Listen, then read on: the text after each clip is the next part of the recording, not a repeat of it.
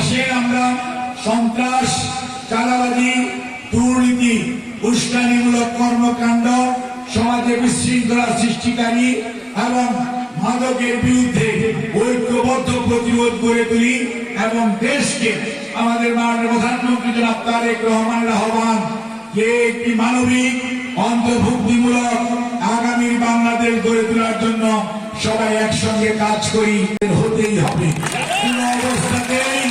কোন অবস্থাতে কোন হম্বিতম্বি আর রাতের আধারে ভয় দেখিয়ে জিয়ার সৈনিকদেরকে, দেশের মানুষকে কাঁপিয়ে রাখবেন ইনশাআল্লাহ।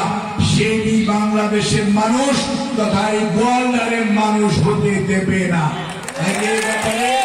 সবাই সাবধান থাকবেন এবং সেই কথাটি বলে আসুন আমরা সবাই এই সামিয়ানার তলে যারা আছি, বাইরে যারা আছি, ঘরে বসে দোকানে বসে যারা আমার কথা শুনছেন, আসেন আমরা সন্ত্রাস, চাঁদাবাজি, দুর্নীতি, উস্কানিমূলক কর্মকাণ্ড, সমাজে বিশৃঙ্খলা সৃষ্টিকারী এবং মাদকের বিরুদ্ধে ঐক্যবদ্ধ প্রতিরোধ গড়ে তুলি এবং দেশকে আমাদের মাননীয় প্রধানমন্ত্রী জনাব তারেক রহমানের আহ্বান যে একটি মানবিক অন্তর্ভুক্তিমূলক আগামীর বাংলাদেশ গড়ে তোলার জন্য সবাই একসঙ্গে কাজ করি।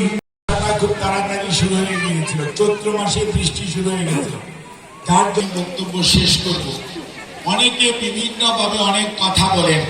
প্রধানমন্ত্রী সরকার আমরা কথা দিয়েছি, দেখবেন যে কৃষক কার্ড ওয়ার্ডে ওয়ার্ডে বিতরণ শুরু হয়েছে, ফ্যামিলি কার্ড কোনো ওয়ার্ড একটা করে পাওয়া শুরু করবেন 4টা উপজেলাতে।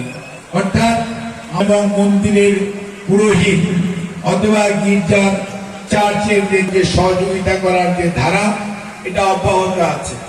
আমরা যখনই চেষ্টা করছি, কিন্তু চাহিদার তুলনায় আমরা তাদের মাধ্যমে আপনারা আমাদের কাছে যোগাযোগ করবেন।